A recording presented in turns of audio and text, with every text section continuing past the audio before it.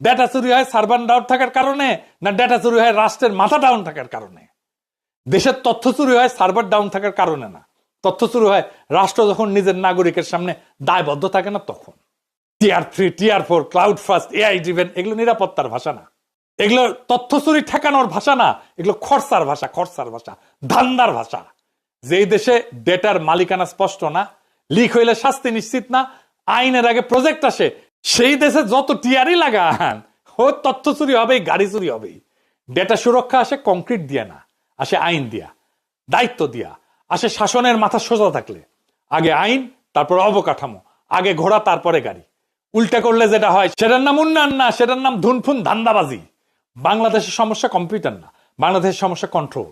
আর control ফেরাতে লাগে আর একটা ডেটা সেন্টার না, লাগে একটা সোজাসুজি রাষ্ট্র, নতুন রাষ্ট্র, নতুন বন্দোবস্ত, আগের সিস্টেম না। আমাদের রায় একটাই, আমাদের আবার লুটপাটের রাস্তায় টেনে নিয়ে যেতে চায় কারা? চিনে রাখেন। এই পুরানো লুটপাটের চক্র একেবারে চুরমার করে ভেঙে দিতে আগামী নির্বাচনে ইনসাফের কাফেলায় আজাদির লক্ষ্যে ভোট দেন। ইনকিলাব জিন্দাবাদ।